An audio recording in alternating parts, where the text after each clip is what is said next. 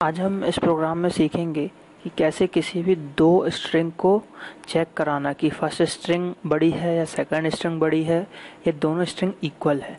ये आज हम सीखेंगे सी प्रोग्रामिंग के थ्रू। तो सबसे पहले हम हेडर फाइल का यूज़ कर रहे हैं। यहाँ पे hash include studio.h, then hash include conio.h, then void main, ये हमारा मेन फंक्शन है, यहीं से हमारे प्रोग्राम का एग्जीक्यूशन स्टार्ट होगा। Then int count 1 equal to 0, ये हमने इंटीजर टाइप का एक वेरिएबल बनाया है जिसका नाम काउंट 1 है और हमने इसको 0 से इनिशियलाइज किया है। देन काउंट 2, इसको भी हम 0 से इनिशियलाइज करेंगे। देन फ्लैग इक्वल टू 0, इसको भी हमने 0 से इनिशियलाइज किया। Then I, then character type का हम वेरिएबल बना रहे हैं स्ट्रिंग 1 जो कि एरे टाइप का है, उसकी साइज हमने 10 दी। देन स्ट्रिंग 2, इसकी साइज भी हमने 10 दी है। देन CLR SCR फंक्शन का यूज़ कर रहे हैं जो कि हमारे कंसोल को क्लियर करेगा। देन printf एंटर स्ट्रिंग, ये आउटपुट स्क्रीन पे एज इट इज प्रिंट करा देगा हमारा printf function enter string. Then gets function का हम यूज़ कर रहे हैं, उसमें स्ट्रिंग 1। तो गेट्स फंक्शन क्या करेगा कि जो भी यूज़र स्ट्रिंग को एंटर कराएगा तो वो स्पेसेस को भी काउंट करेगा। मीन्स जैसे कि किसी ने एंटर कराया आई एम अ स्टूडेंट, तो आई स्पेस AM स्पेस स्टूडेंट, तो ये पूरी स्ट्रिंग को लेगा, इवन स्पेस को भी काउंट कर लेगा।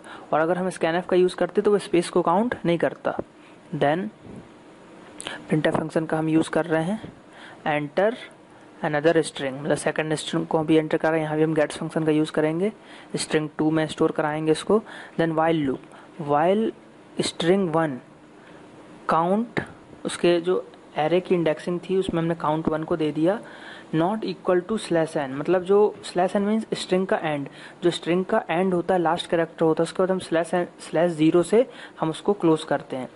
तो काउंट प्लस प्लस, अगर लास्ट अगर जैसे कि काउंट स्ट्रिंग काउंट और काउंट 0 की, अभी काउंट 1 की वैल्यू क्या है 0, तो स्ट्रिंग अगर 1 0 पे कुछ नल है तो काउंट की वैल्यू इंक्रीज हो जाएगी, अगर नल नहीं है तो काउंट की वैल्यू इंक्रीज हो जाएगी। और एक और वाइल लूप लगाते हैं स्ट्रिंग 2 के लिए, इसमें भी हम सेम कंडीशन डालेंगे, काउंट 2 अगर नहीं है तो काउंट 2 भी इंक्रीज हो जाएगा।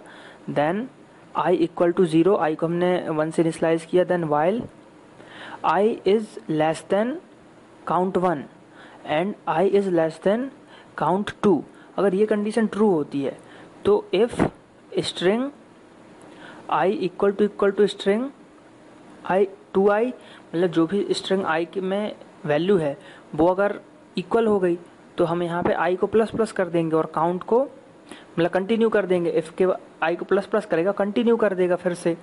Then if string i is less than अगर रहेगा ये, अगर ये कंडीशन हमारी ट्रू होती है तो इफ क्या करेगा, फ्लैग इक्वल टू -1, फ्लैग को -1 असाइन कर देगा और यहीं पे लूप को ब्रेक कर देगा।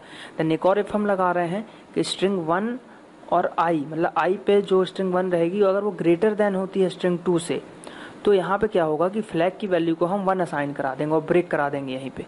और अगर इफ फ्लैग इक्वल टू 0, अगर फ्लैग इक्वल टू 0 हो जाता है तो हम प्रिंट करा देंगे कि बोथ स्ट्रिंग्स आर इक्वल। और अगर इफ फ्लैग इक्वल टू 1 हो जाता है तो हम प्रिंट करा देंगे कि string is greater than string 2, मतलब स्ट्रिंग 1 जो है वो ग्रेटर देन रहेगा स्ट्रिंग 2 से। और अगर फ्लैग की वैल्यू अगर माइनस होती है, मतलब -1 होती है, तो प्रिंट करा देंगे कि string 1 is less then string 2। और यहाँ पे क्या करेगा वो स्ट्रिंग 1 और स्ट्रिंग 2 की मतलब उसको प्रिंट भी करा देगा। देन गेट ch, ये हमारे आउटपुट स्क्रीन को होल्ड करके रखेगा।